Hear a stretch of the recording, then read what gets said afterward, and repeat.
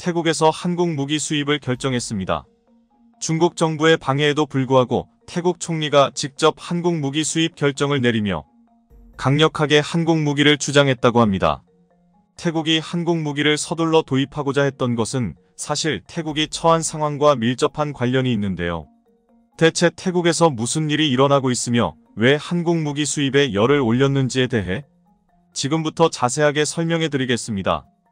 우리에게 꼭 필요한 무기입니다. 프라윕 짠오차 국방장관은 단호하게 말했습니다. 태국 총리이자 국방장관으로 임무를 수행하던 그는 한국 무기 수입 결정에 확신을 가졌습니다. 현재 태국에게 가장 필요한 무기이며 이를 공급하는 한국은 가장 중요한 파트너라 치켜 세우며 그는 조만간 구체적인 조율 내용 협상을 위해 한국 담당자와 이야기를 나눌 것이라는 말을 남겼습니다. 군사정보 전문 사이트 제인스와 인도네시아 방산 매체 에어스페이스 리뷰는 이러한 내용을 보도하며 태국이 한국 무기를 전격적으로 수입한 사실을 자세히 알렸는데요. 태국이 수입한 무기는 바로 한국형 GPS 유도폭탄이었습니다. 태국 공군 RTAF도 LIGNX-1이 생산하는 한국형 GPS 유도폭탄 KGGB의 최신 고객이자 두 번째 고객이 되었다고 밝혔습니다. 2018년 사우디아라비아가 KGGB를 수입한 이래로 태국이 수입을 전격적으로 진행한 것이죠. KGGB는 국방과학연구소 주관으로 독자 개발된 한국의 무기로 재래식 폭탄 MK82에 중거리 GPS 유도키트 장치를 장착한 물건입니다. KGGB를 이용하면 엄폐물에 숨어있는 적도 GPS를 이용해 탐지, 효율적으로 적을 공격할 수 있게 됩니다. 다른 말로 스마트 폭탄이라는 별명이 붙어 있는데요. 최대 사거리는 약 100km에 해당합니다. 사실 이번 사업은 일찍이 이야기가 나왔으나 도입에는 지지부진한 측면이 있었는데요. 과거 태국이 한국 T-50 고등훈련기를 구매했을 당시 태국 공군은 T-50 성능 개량 사업은 물론이고 2차 호위함 사업 그리고 KGGB에 대해서도 깊은 관심을 표현했습니다. 주변 국가인 중국이 계속해서 군비를 늘려가고 있고 최신형 전투기를 계속 개발하는 등 주변국을 위협하는 마당에 태국도 이를 대비해야 한다는 마음이 있었던 것이죠. 한국 T-50을 고른 것은 태국이 가진 한국 무기에 대한 믿음 때문이었습니다. 일찍이 태국은 대구급 기반의 3650톤급 호위함을 5,200억에 도입한 적이 있습니다. 태국 역사상 최대 규모의 방산 계약을 체결한 것인데요. 이 호위함에 태국인들이 가장 존경하는 인물인 전 국왕 라마 9세의 이름을 따 푸미폰 아둔야데시라고 부를 정도로 한국이 제공한 무기에 기뻐했습니다. 한국 무기의 위력과 수준이 태국이 보유했던 수준에 비해 압도적으로 강력했기 때문이죠. 동남아시아에서 강력한 해군력을 보유하고자 했던 태국의 입맛에 딱 맞는 무기라 할 수 있습니다. T-50 고등훈련기 수입도 한국 무기의 뛰어난 성능 때문에 태국 정부가 사업을 추진했던 것이고 대구함에 이어 T-50까지 확실한 성능을 보여주면서 태국인들 마음속에서는 한국이 최고의 군사 파트너로 자리를 잡았습니다. 이를 알 수 있는 사실이 바로 군사정보보호협정 지소미아 GSOMIA인데요.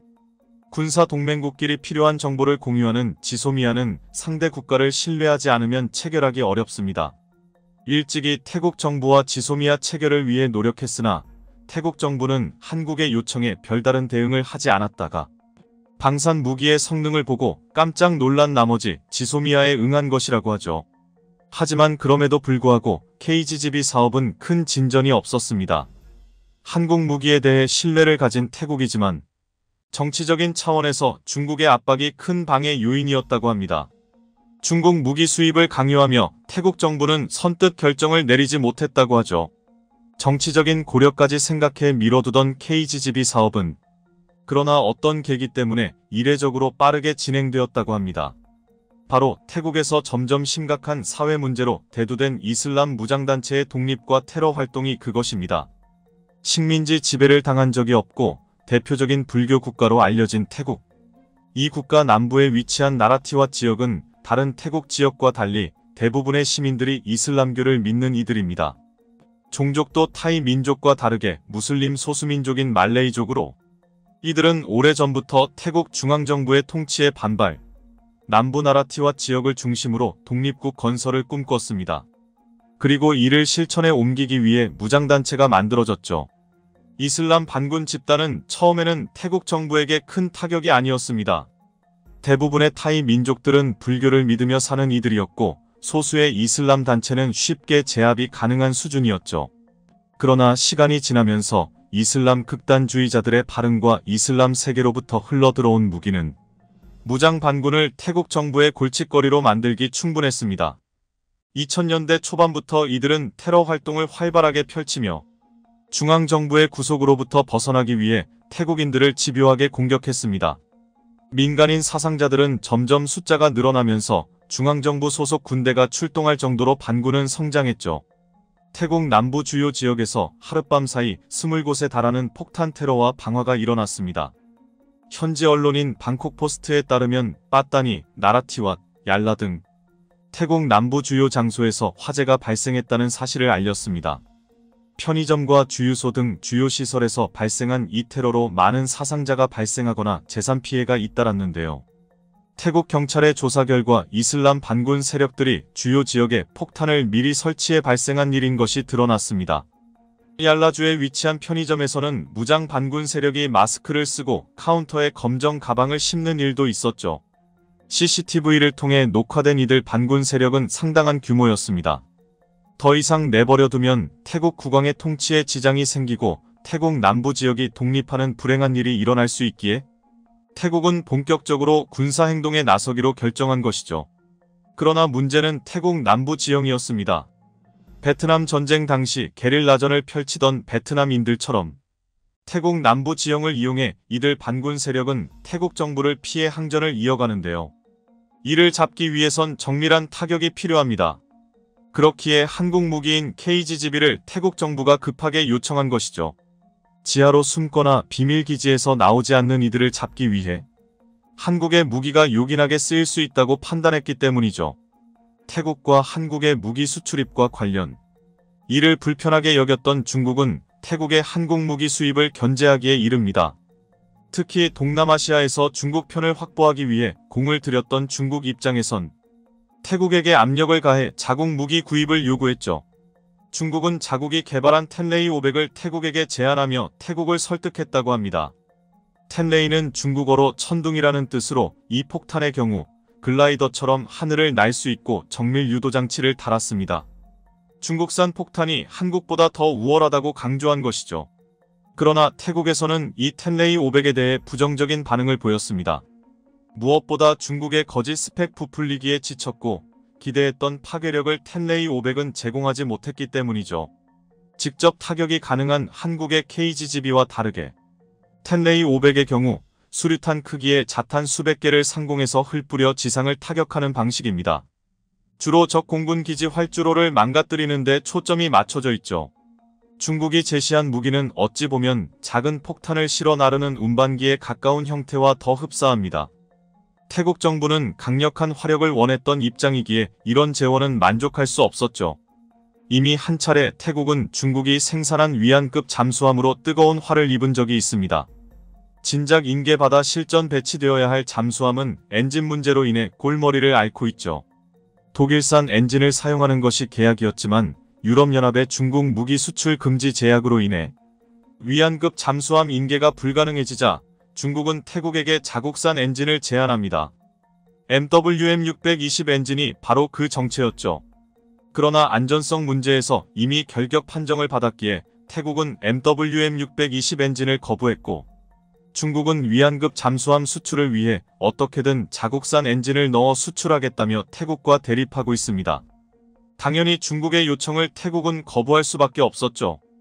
자오리젠 중국 외교부 대변인은 태국을 상대로 자국 무기의 수입에 대해 태국이 긍정적인 반응을 보였다고 말했지만 태국 정부는 즉각 중국 정부의 답변을 반박했죠. 너도 나도 한국 무기를 수입하면서 세계적인 명성을 쌓고 있는 대한민국. 중국 버리고 한국을 선택한 태국의 결정에 박수를 보냅니다. 최근 방산업계에서는 태국이 결국 짝퉁 엔진을 탑재한 중국산 잠수함 도입을 취소하는 대신 중국산 호위함을 도입한다는 소식이 전해져 진위에 관심이 쏠리고 있습니다. 그것도 그럴 것이 태국 내의 분위기를 봐서는 중국산 호위함으로 대체하는 것조차도 꺼려하고 있는 것으로 보이는데요. 결정적으로 한국의 최첨단 호위함이 건조됐다는 소식이 전해지며 태국의 마음이 엄청나게 흔들리고 있다고 합니다. 해군력 증강 문제가 급한 태국 입장에서는 성능과 평판 어느 하나 빠지지 않는 한국으로 눈을 돌릴 수밖에 없는 상황인데, 오늘은 태국의 잠수함 사업과 관련해 자세히 알아보겠습니다. 중국산 잠수함을 도입하려다 사업이 수면 아래로 가라앉은 태국에서 최근 차기 호위함 사업을 착수할 거라는 소식이 전해지면서 함정 건조업체들의 분위기가 들썩이고 있습니다. 해군 전문 매체 네이버뉴스에 따르면 중국 잠수함 도입 사업이 무산된 태국에서 더 이상 해군 증강 사업을 미룰 수 없다고 판단하고 호위함 사업을 먼저 타진하고 있는 것으로 전해졌습니다. 실제로 얼마 전 공개된 태국 국방백서에는 새로운 호위함 도입 건조 예산이 책정돼 있는 상태로 내년에 정식 입찰이 나올 가능성이 있는데요. 이에 한국의 한화오션을 비롯해 독일 티센크룸이 태국 업체와 컨소시엄을 통해 마코 A100을 제안하고 있으며, 중국에서도 4,000톤급 수출형 호위함을 내세우고 있는 중입니다. 현재는 태국이 독일산 엔진 탑재를 둘러싼 갈등 끝에 중국산 잠수함 도입을 취소하고 대신 중국에서 호위함을 구매하기로 했다는 소식이 전해지고 있지만, 결국엔 한국 호위함으로 눈을 돌릴 것으로 보이는데요. 방콕포스트에 따르면 지난 10월 수틴 클랑생 태국 국방부 장관은 애초 계획된 중국산 잠수함을 구매하지 않고 대신 중국산 호위함을 주문할 예정이라고 밝혔었습니다.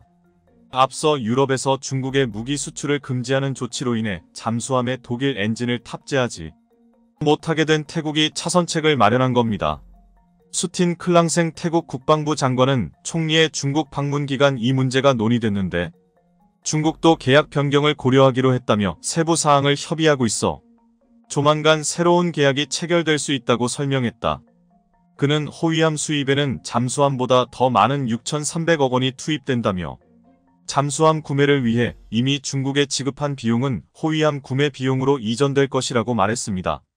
앞서 2017년 태국은 중국 선박중공국제무역공사와 S-26T 위안급 잠수함 세척 수입 계약을 체결했는데요. 이에 따라 중국산 잠수함에 독일 MTU-396 디젤 엔진을 장착하기로 했지만 독일이 중국의 엔진 수출을 거부해 한동안 계약이 난항을 겪었습니다. 실제로 애초 첫 번째 잠수함이 올해 하반기에 태국에 인도될 예정이었으나 엔진 문제가 해결되지 않아 조달이 미뤄졌습니다. 이런 이유로 중국은 태국에 자국산 엔진을 대체 방안으로 제시했으나 태국이 안전성 우려 문제로 극구 거부하면서 한때 계약 해지 가능성까지도 제기됐었습니다. 상황이 이러자 중국은 끈질긴 설득과 오랜 협상을 이어갔고 결국 태국 해군이 중국산 엔진 성능을 테스트해 문제가 없으면 중국산으로 변경하겠다고 밝혔습니다. 이와 관련해 앞서 중국 관영 글로벌 타임스는 태국 해군이 독일제 엔진이 아닌 중국제 CHD620 디젤 엔진 개량형 모델을 탑재하는 방안을 승인했다고 보도하기도 했는데요. 그러나 중국산 엔진을 장착한 잠수함 도입을 승인해달라는 해군의 요청을 태국 정부가 받아들이지 않은 것으로 알려졌습니다.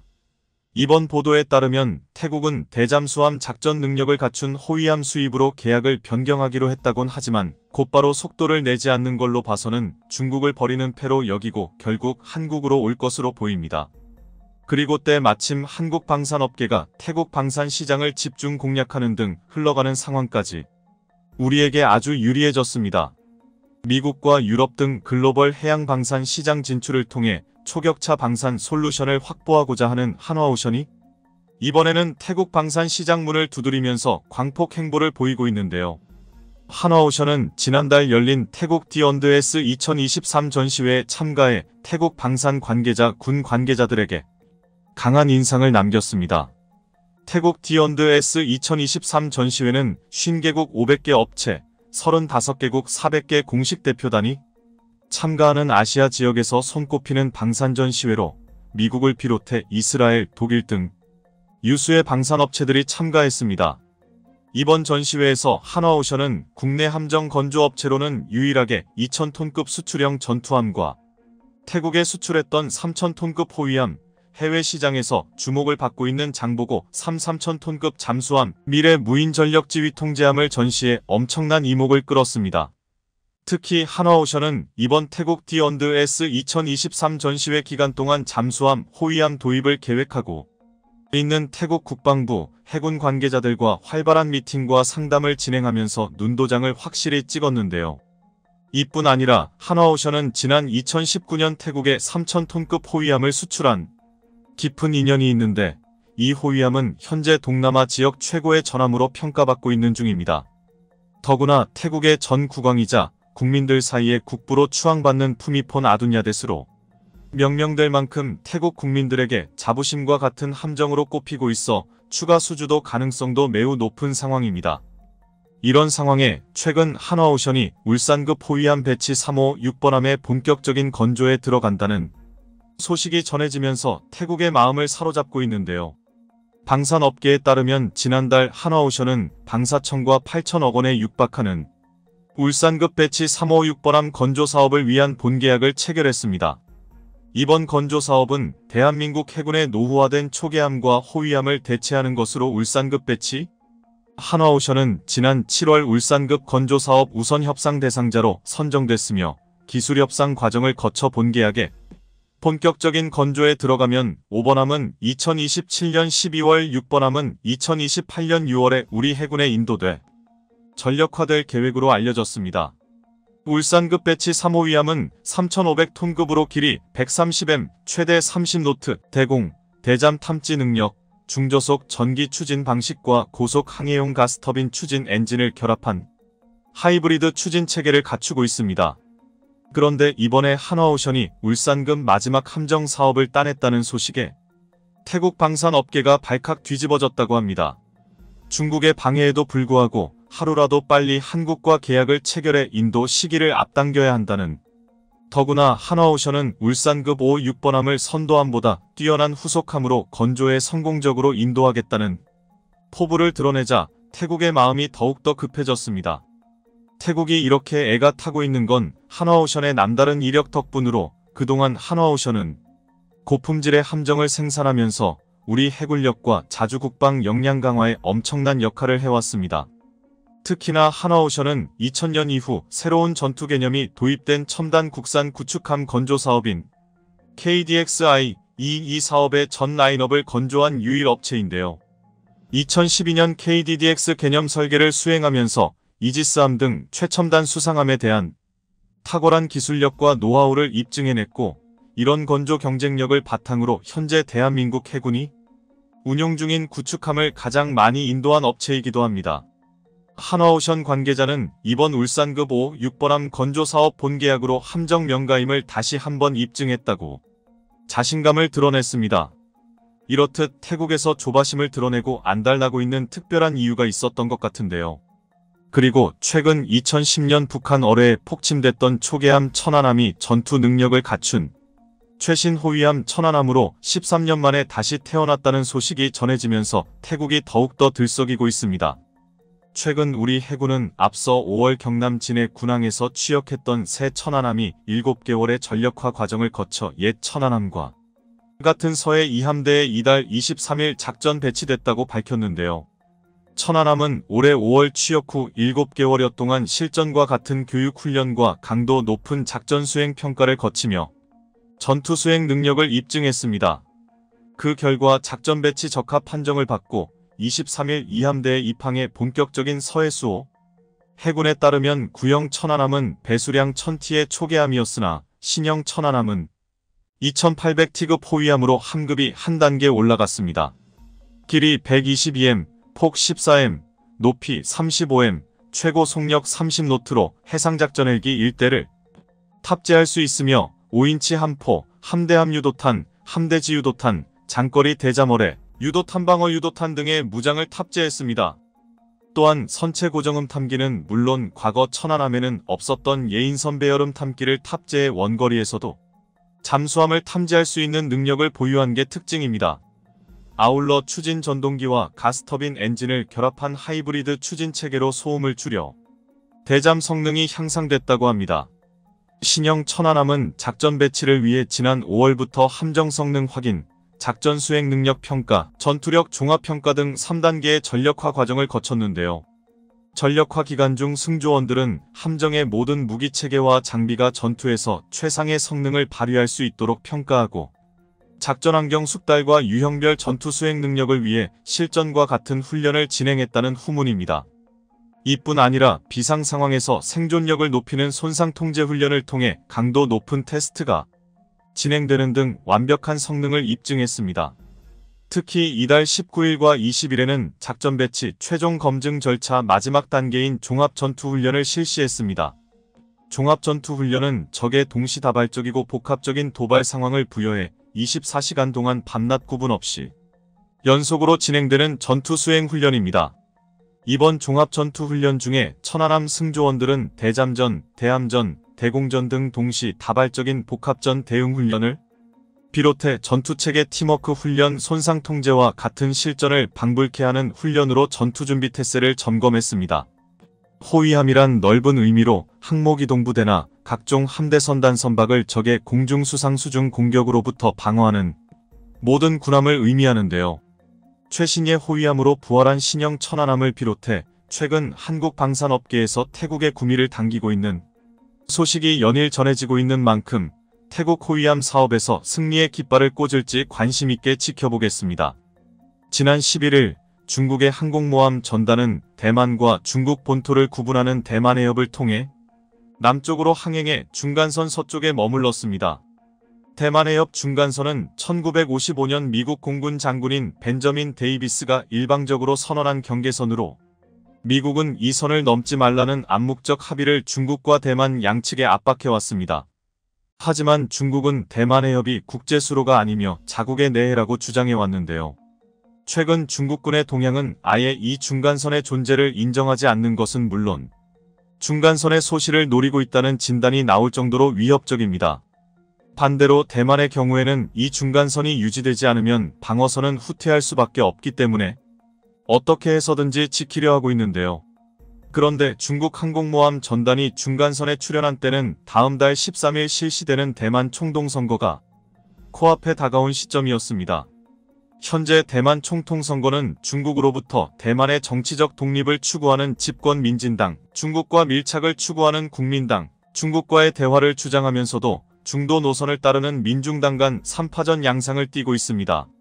아직까지는 현재 집권 민진당의 라이칭더 총동 샤오메이친 부총동 후보가 지지율 선두를 달리고 있지만 중국이 이렇게 총동 선거를 코앞두고 항모를 통해 무력 시위에 나선 것은 어떻게 해서든 자신들에게 유리한 국면으로 선거에 영향을 주려는 의도라고 파악됩니다.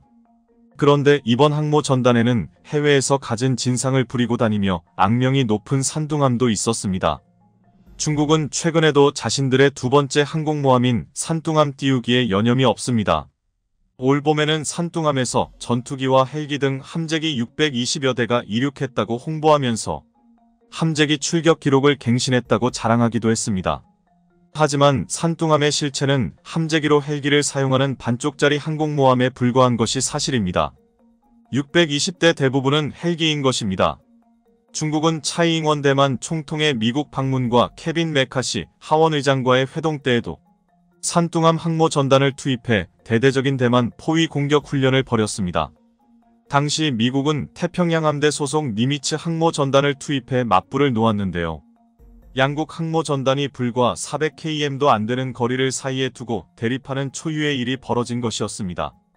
당시 중국은 산둥함 항모 전단의 서태평양 훈련을 대대적으로 선전하면서 대만 독립세력은 이제 도간에 든 쥐라고 기세를 올렸습니다. 그러나 산둥함 항모 소식을 전한 미국의 반응은 무슨 일이 있었느냐 는 듯 담담했습니다. 크리스 미거 국방부 장관 보좌관은 당시 미국 기자들에게 이렇게 말했습니다. 니미츠 항모 전단이 서태평양의 공해와 상공에서 안전하고 책임있게 훈련을 전개하는데 아무런 방해도 받지 않았다. 한마디로 중국 항모 전단이 미국 항모 전단에 아무런 위협도 되지 않았다는 뜻이었습니다. 중국은 시진핑 국가주석이 세 번째 임기를 시작한 직후부터 대대적인 항모 띄우기에 나서고 있습니다. 하지만 중국 항모는 기술적으로나 작전 경험 측면에서 미국 항모 전단의 상대가 되기 어렵다는 게 일반적인 평가입니다. 전통적으로 육군에 비해 해군 전력이 약했던 중국은 1980년대 중반부터 항모 확보에 부심했습니다. 우여곡절 끝에 2012년 우크라이나에서 들여온 옛소련의 발야그 항모를 개조해 랴오닝함을 취역시키는 데 성공했는데, 랴오닝함은 사실상 함재기 이착륙 연습을 위한 훈련용 항모로 평가받습니다. 미군 고위 관계자가 랴오닝함을 둘러본 뒤 장난감 수준이라고 했다는 보도가 나온 적이 있을 정도로 미군은 랴오닝함을 항모라고 보지 않았습니다. 절치부심한 중국은 랴오닝함 개조 과정에서 배운 항모 건조 기술을 바탕으로 2019년 자체적으로 설계해 제작한 첫 국산 항모인 산둥함을 취역시키는 데 성공했습니다. 산둥함은 외관은 랴오닝함과 비슷하지만 갑판 공간 설계를 크게 바꿔 함재기 탑재 대수를 40대 이상으로 대폭 늘렸고, 갑판 아래도 함재기 적재 공간을 늘리는 등 서방국가 항모와 비슷한 형태로 구성을 바꿔놓았습니다. 하지만 뱃머리 부분을 12도가량 들어올려 함재기를 이륙시키는 스키점프대 등은 그대로 남았습니다. 랴오닝함과 산둥함이 채용한 옛소련식 스키점프 방식의 가장 큰 단점은 함재기의 이륙 중량이 크게 떨어진다는 점이었습니다. 육상에 비해 활주로가 짧은 항모에서 함재기가 자체 동력으로 이륙하려다 보니 기체를 가볍게 할 수밖에 없는 것인데요. 이렇게 되면 무장도 최소화하고 적재 연료도 줄여야만 합니다. 더구나 항모의 전투력을 가늠하는 척도인 소티 출격 횟수도 크게 떨어질 수밖에 없습니다. 단적으로 이렇게 비교하면 이해가 쉽습니다. 산둥함은 하나의 스키점프대를 이용해 전투기가 한 대씩 시간을 두고 이륙하는 시스템인 반면, 미국의 레이건함은 4개의 증기식 캐터펄트를 장착해 2대의 전투기가 연속적으로 출격하는 게 가능합니다. 캐터펄트식은 출격 횟수가 스키점프 방식의 23배로 늘어난다고 보면 됩니다. 또한 동력 성능에 있어서 중국 항모는 미 항모에 비해 크게 뒤떨어집니다. 랴오닝함과 산둥함은 물론 중국이 곧 해상시험에 들어가는 푸젠함 등도 모두 디젤 엔진을 장착한 재래식 항모인 반면, 미국은 핵추진 동력을 쓰고 있습니다. 핵추진 항모는 별도의 급유 없이 장기간 해상에 머무르면서 작전하는 것이 가능하지만, 재래식 동력을 사용하면 작전 기간이 10일 전후로 줄어듭니다. 기간을 늘리기 위해서는 엔진 가동에 필요한 연료를 실은 보급선이 계속 따라다녀야 합니다. 주목해서 볼 점은 지난번 서태평양 진출 훈련을 한 산둥함도 호위함 한 척과 보급함 한 척 등 달랑 2척의 수상함만 거느린 채 훈련에 나왔다는 점입니다. 즉 산둥함이 훈련에 한번 나오면 모항으로 돌아갈 때까지 필요한 기름 걱정하기 바쁜 상황이란 것을 알 수 있습니다. 중국의 첫 국산 항모 산둥함은 2019년 취역했지만 서태평양 진출 훈련은 올봄이 처음이었습니다. 취역 후 무려 4년 만에 원거리 훈련에 나선 것이었는데요. 지난해 6월에는 조선소에 들어간 산둥함 항모 갑판에 구멍이 숭숭 난 모습이 위성사진에 포착된 적이 있었는데, 당시 갑판용 강재가 함재기의 속도와 충격을 버텨내지 못한 것 아니냐는 지적이 나오기도 했습니다. 선체를 구성하는 강재에 금이 가 침수가 있었다는 소문이 나돌기도 했는데요. 한마디로 부실 시공이었다는 것입니다. 하지만 뭐니 해도 중국 항모가 넘어야 할 마지막 관문은 핵추진 기술입니다. 군사 전문가들은 재래식 동력을 쓰는 푸젠함이 세계의 전자식 사출기를 제대로 가동할 만한 전력을 확보하는 일이 쉽지 않을 것으로 보고 있습니다. 전자식 사출기를 운용하려면 여기에 들어가는 전력을 생산하는 별도의 디젤 발전기를 갖추고 있어야 하는데, 중국군 해군사령부 중령 출신의 야오청은 지난해 한 인터뷰에서 이렇게 말했습니다. 푸젠함은 만재 배수량이 8만 T인데 연료 적재량이 그중 4분의 1인 1만 8천 T에 이르고 연료 보급선까지 따라붙는다. 항모 운항에는 문제가 없겠지만 전자식 사출기에 필요한 전력 확보가 쉽지 않을 것이다. 아직도 미 항모를 따라잡으려면 넘어야 할 산이 많다는 이야기입니다. 그런데 중국이 그렇게도 띄우려고 하는 산둥함을 탄생시킨 총책임자이자 산둥함의 아버지로 불리는 전직 간부 후원밍이 숙청당해 중국 인민들을 큰 충격에 빠뜨렸습니다. 지난 27일 상하이 인민법원은 후원밍 전 회장이 2001년부터 2020년까지 국유기업들의 간부로 재직하면서 직권을 남용해 공사 발주와 합작, 원자재 구매, 간부 승진 등 인사 과정에서 약 109억 원의 뇌물을 수수했거나 챙기려 했다고 밝혔습니다. 다만 이 가운데 약 18억 원은 실제 수뢰하지 않아 미수에 그쳤다고 덧붙였습니다. 그는 또 중국 선박중공업 회장이었던 시기 부실한 민영 조선소를 인수해 회사에 중대한 손실을 끼친 혐의도 받고 있었습니다. 그렇다면 후원밍은 어떤 인물이길래 이렇게 많은 이목이 그에게 쏠린 것일까요? 한마디로 후원밍은 중국 항공모함과 핵잠수함 탄생에 있어 요직 중 요직을 거친 인물이었습니다. 그는 중국 항공공업과 중국 병기공업그룹의 요직을 두루 거친 후 2010년 항공모함과 핵잠수함 등 중국 핵심 해군 장비 개발과 생산을 담당하는 중국 선박중공업 서기 겸 부총경리로 일했던 인물입니다. 지금 생각해보면 후원밍 인생의 정점은 중국 최초의 국산 항모인 산둥함 연구 개발의 총지휘자로 나서 2019년 산둥함이 정식 취역했을 때였습니다. 중국 최초 항모인 야오닝함이 미완성 항모를 사들여 개조한 것인데 반해 산둥함은 중국 최초의 독자 기술로 건조된 항모로 중국 해양 굴기에 이정표를 세우며 해군력 증강에 중대한 역할을 했다는 평가를 받았고, 그래서 총책임자였던 후원밍은 산둥함 개발로 단숨에 국민 영웅으로 떠올랐습니다. 하지만 국민 영웅은 수뢰죄와 직권 남용으로 역사의 뒤안길로 사라지고 말았습니다. 일각에서는 후원밍이 산둥함 개발을 진두지휘했고 6회 공군 3군의 군사 장비 건조에도 관여했다며 그의 낙마가 국가 기밀 유출과 관련이 있는 것 아니냐는 의혹을 제기하기도 했는데요.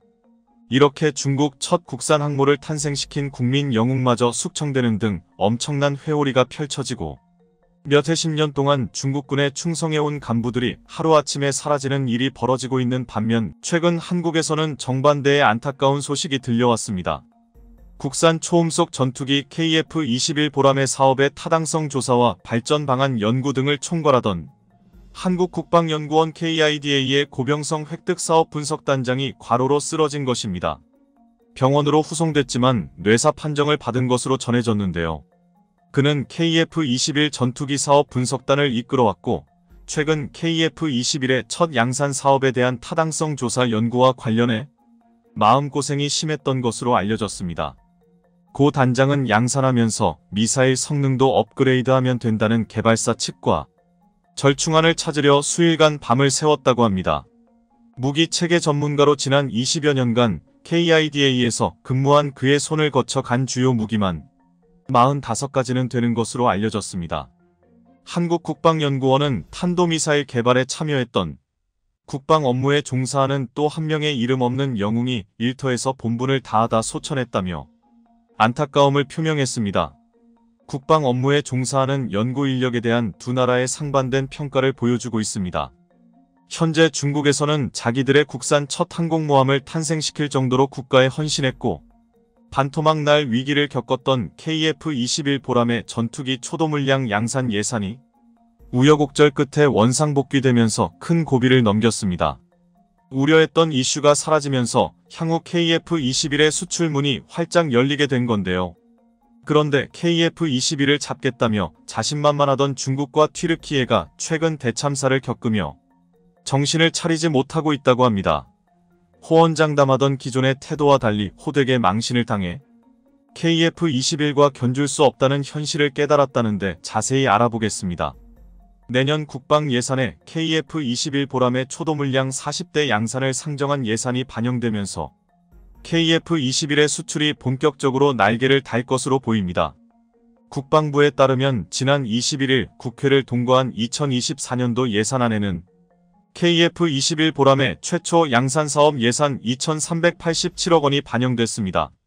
앞서 9월 국방부 예산안이 국회에 제출됐을 당시에는 KF-21 최초 양산비가 담기지 않았으나 이번에 새로 배정된 겁니다. 특히나 이번에 KF-21 예산 2,387억 원은 공군의 기존 계획대로 초도 물량 40대를 상정한 규모라는 점에서 주목할 만한 대목입니다. 사실 앞서 공군은 2028년까지 초도 물량 40대를 먼저 운용하고 2032년까지 총 120대의 KF-21을 운용한다는 계획을 세웠었는데요. 그런데 이 과정에서 KIDA가 KF-21 사업 타당성 조사에서 기술적 완성도의 미성숙을 이유로 들어 초도 물량을 20대로 줄이라고 하면서 큰 논란이 불거졌었습니다. KF-21의 초도 물량을 줄이면 일대당 생산 비용이 높아져 수출 경쟁력이 떨어질 뿐 아니라 당초 계획대로 설비 투자를 진행해온 방산업체들이 피해를 볼 수 있기 때문에 큰 난관에 부닥친 겁니다. 하지만 우리 군과 방사청이 초도 물량 40대 생산 필요성을 끊임없이 강조한 결과 40대로 추산된 비용이 확정됐고 결국엔 KF-21 사업이 탄력을 받게 됐는데요. 국방부 관계자는 이번 국회 논의 과정에서는 국방부와 방사청뿐 아니라 정치권에서도 KF-21 도입 사업을 예정대로 추진해야 한다는 공감대가 컸다고 설명했습니다. KF-21 양산에 착수한다는 건 KF-21의 하드웨어가 확정됐고 시각적인 결과물이 나오도록 작업한다는 의미로 탄탄대로를 걸을 수 있다는 의미이기도 합니다. 특히나 내년 양산 시작은 KF-21 수출 마케팅 활동에도 긍정적으로 작용하는 포인트라 우리 방산업계에 엄청난 호재입니다. 실제로 앞서 5월 KF-21은 잠정전투용 적합 판정을 받았었습니다. 잠정전투용 적합 판정은 항공함정과 같이 개발에서 최초 생산까지 오래 걸리는 무기체계를 신속하게 전력화하기 위해 연구개발 과정 중에도 양산을 허용하는 절차입니다. 적합 판정 이후 KAI는 각종 방산 전시회에서 KF-21 시제기를 전시하면서 잠정전투용 적합 판정을 KF-21의 마케팅 포인트로 삼아왔는데요. KAI 관계자는 지금까지는 KF-21이 추상적인 개념도였다면 이제부터는 시각적인 결과물이 나오도록 작업한다는 의미로 보면 된다며 수출 마케팅에 확실히 도움이 되는 요소라고 말했습니다. KAI의 KF-21의 세일즈 활동은 이제 시작으로 국제방산전시회에서 기존 주력 상품인 FA50과 더불어 KF-21에 대한 세일즈 활동을 더 활발히 나서겠다는 게 KAI의 방침입니다. 실제로 KAI는 내년 2월 중동 최대 규모로 열리는 사우디 국제방산전시회 WDS 2024와 아시아 지역 최대 에어쇼인 싱가포르 에어쇼 2024에서 KF-21을 전시할 예정인데요. 그런데 최근 KF-21 개발을 더 서둘러 완료해야 하는 중요한 이유가 생겼습니다. 군사 매체 디펜스 뉴스에 따르면 미국 공군의 주력 전투기인 F-35 블록4 버전이 하드웨어 설계 부족과 소프트웨어 통합 일정에 문제가 발생해 생산이 중단될 위기에 처했습니다. 정확히 어떤 부분에 문제가 있는지 밝혀지진 않았지만 심각한 상황이 펼쳐지고 있는 것으로 이는 전 세계 전투기 시장에서 KF-21이 치고 나갈 절호의 기회가 될 것으로 보입니다. 이렇듯 KF-21이 엄청난 기회가 생긴 가운데 중국에서 소식을 들으면 크게 배 아파할 것으로 예상되는데요. 앞서 중국에서는 KF-21의 첫 생산 물량을 40대에서 20대로 줄여야 한다는 사업 타당성 연구 결과 소식을 듣고는 이때다 싶어 KF-21을 깎아내리는 언론 보도를 엄청나게 쏟아냈었습니다. 실제로 중국 언론들은 KF-21에서 결함이 발견돼 초도 물량 수량을 20대로 줄이기로 했다며 이에 따라 KF-21 가격 경쟁력을 잃고 글로벌 방산 시장에서 주목을 받지 못할 것이라고 중국 네티즌들도 공대지 미사일도 쏘지 못하는 전투기가 세계 최강이라고 우기고 있다. 한국에서 KF-21 일대가 중국 전투기 J-20-10대를 이긴다고 했는데 KF-21 수백 대를 만들지 뭐하고 있는 거냐. 문제 있는 전투기를 양산한다니 중국을 걱정할 처지가 아니다. 애초에 KF-21이 잘 될 거라고 기대했던 사람도 없었다 등의 반응을 보였습니다.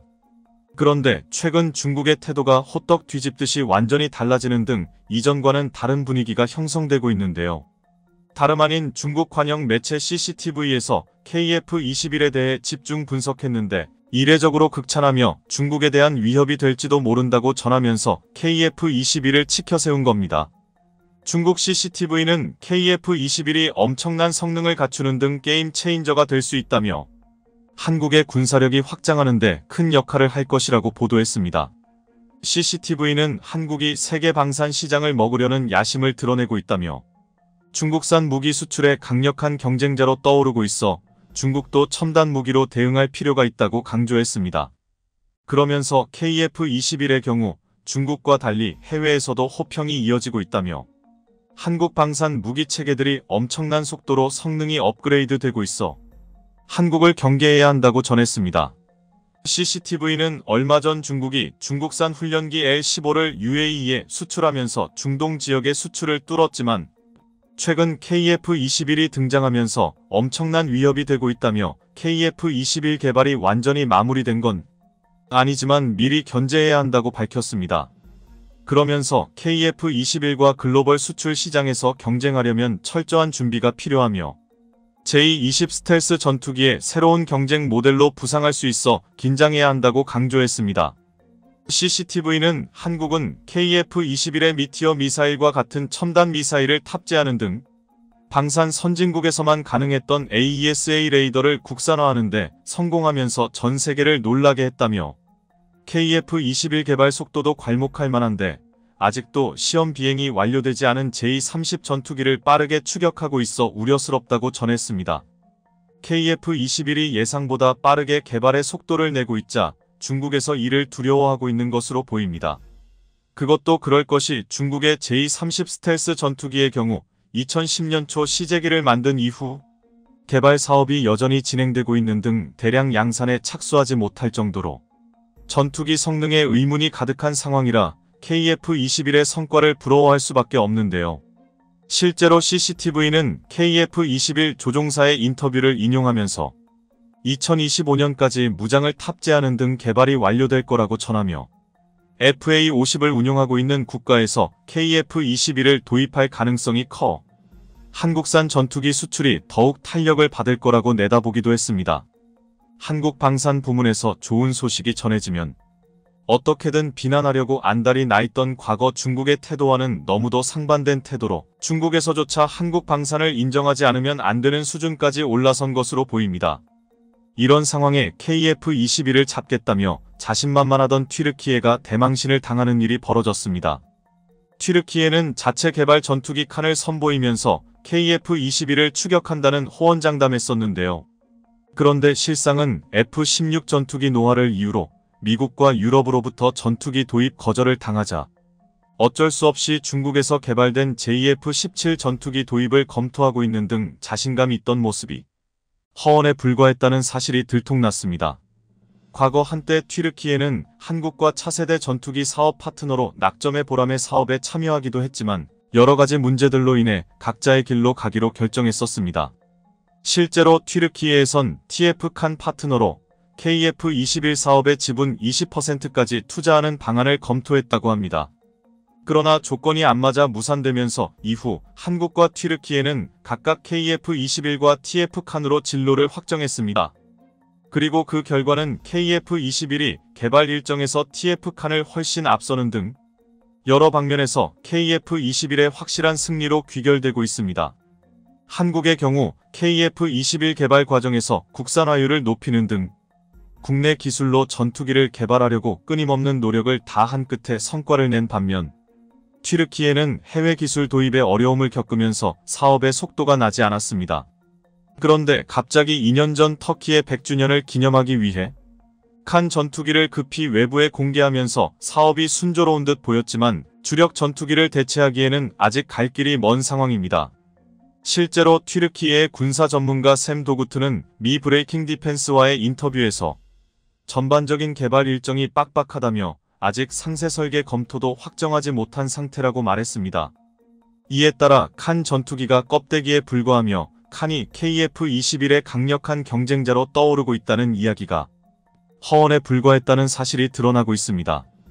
특히나 최근 튀르키예의 경우 F-16 전투기 프로그램에서 쫓겨났는데 설상가상으로 기존에 보유한 전투기들의 노후화가 엄청나게 진행되고 있는 상황입니다.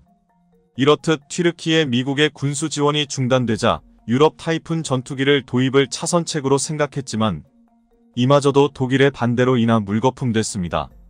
상황이 이러자 울며 겨자 먹기로 중국에서 개발된 JF-17 전투기 도입을 위해 중국에게 손을 벌리고 있는 상황인데요. 칸 전투기가 5세대라며 KF-21보다 앞섰다고 자화자찬했던 튀르키예의 현 상황을 보면 어이가 없는데요. 아직까지 첫 번째 비행도 성공하지 못한 자국의 전투기를 KF-21과 비교하다니 튀르키예의 자신감이 어디서 나왔는지 모르겠습니다.